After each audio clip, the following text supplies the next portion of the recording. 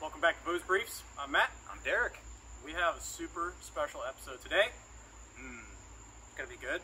I hope. Yeah, it better be good. I've heard this particular bourbon is at least 49% delicious, so we're gonna put that to the test.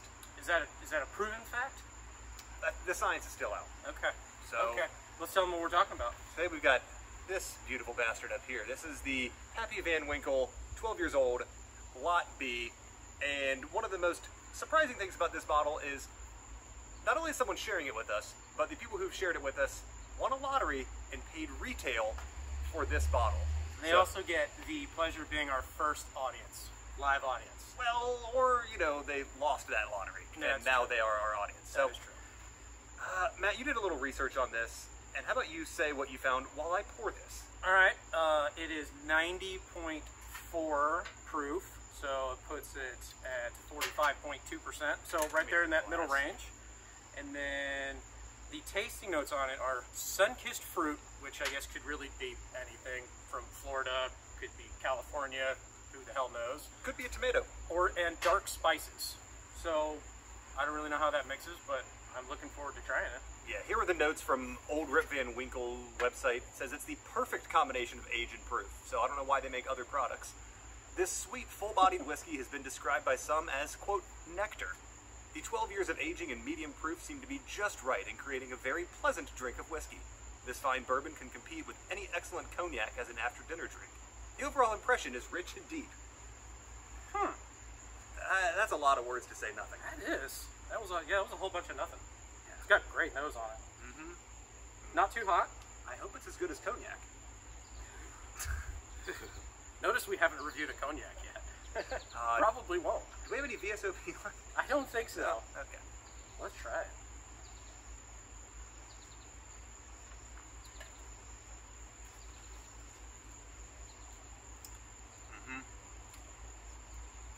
The official, that does not suck. Yeah. That is very good.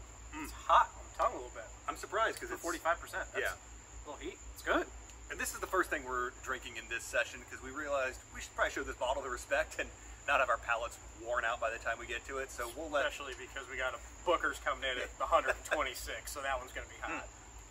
Yeah, that's really tasty. What kind of sun-kissed fruit do you get out of that? Do you get any? There's definitely some like orangey citrus on the nose with that. Yeah. I don't get dark spices. I get the heat, but it's not a cinnamon, it's not any one discernible thing. It's just that little bit of heat on the end, front half of the tongue. Yep. I don't get it in the throat. I don't get it going down.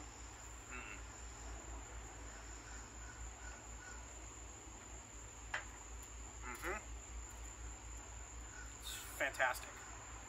So before we got on here, I looked at what that bottle is going for right now online. And this is the 2019. 2019 Lot B, $1,200. That is most definitely not what was paid for this bottle. Yeah, I think they said retail was 90. 90 bucks.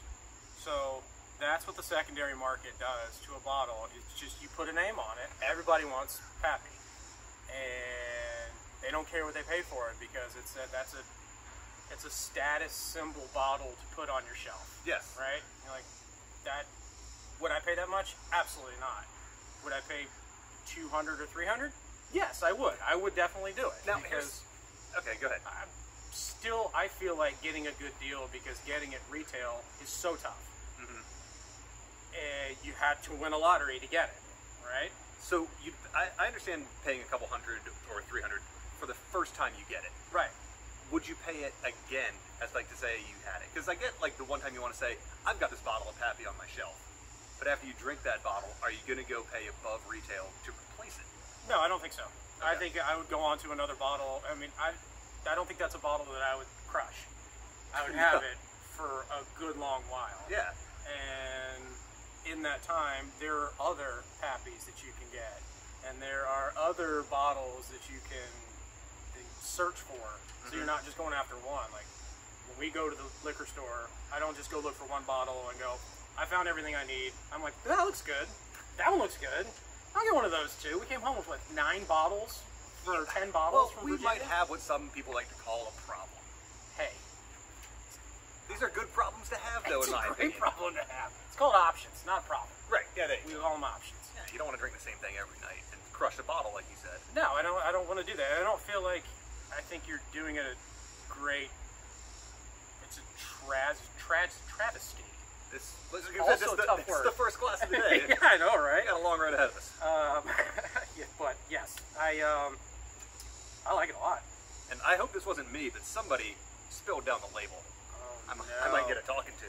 Oh, guess what? That's why I didn't pour. All right, so Matt, I'm going to put you on the spot in front of people who shared this bottle with us. Okay. You want to be the first one to grade it. Okay.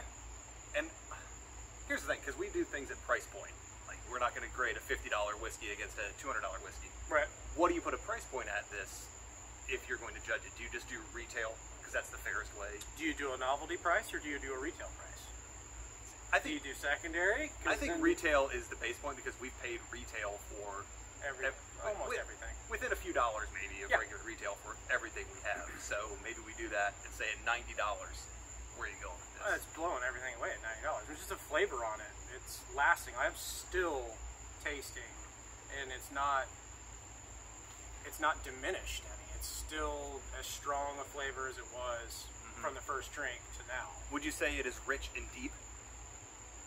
It's probably pretty good words for it. Okay. It coats well. It's Yeah. not thin. It's not too hot.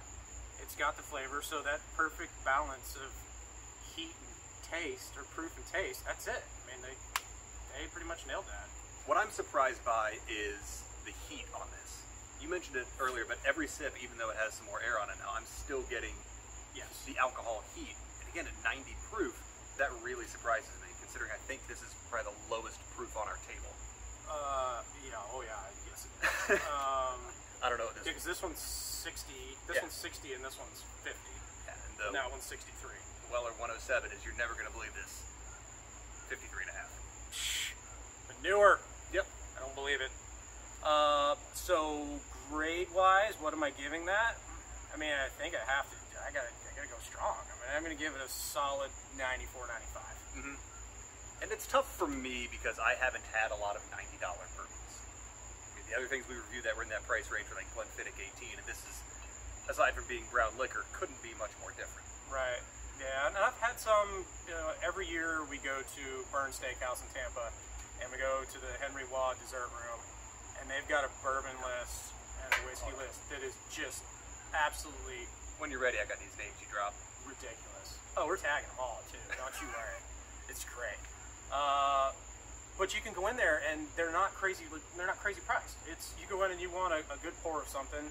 I had a Whistle Pig, and it was the 15. I think it was like $17 a pour. So it wasn't bad. You know, I didn't feel bad paying that. I'm like, well, I wasn't gonna pay for it anyways, but you know, it was good. I paid $20 for a glass of, I think it was Old Forester 1920 at a Marriott in downtown Charlotte. I think you got the better deal between the two of us. Paid $20 for a pour of Blanton's in New York City. I mean, for New York City, I was like, that's like $10 anywhere else. So I Yes. felt pretty good about that. But I've had the opportunity to try some really good bottles and some really good things, and that stacks up there with at the top, as it should. Yeah. You know, it gets the name, it gets the reputation for a reason. Yeah, Do you dare try it with a splash of water? I'm not going to. You're not? No. Maybe I should, just for the sake of science. I mean, when are you gonna do it again? Huh? Well, the bottle's still in front of us. You're pretty fast too, aren't you? Let's see. I'm not doing it. I was happy you did it. I just gotta see, though.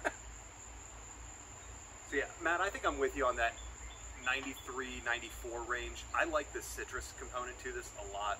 The more you There's have it, the more it's there.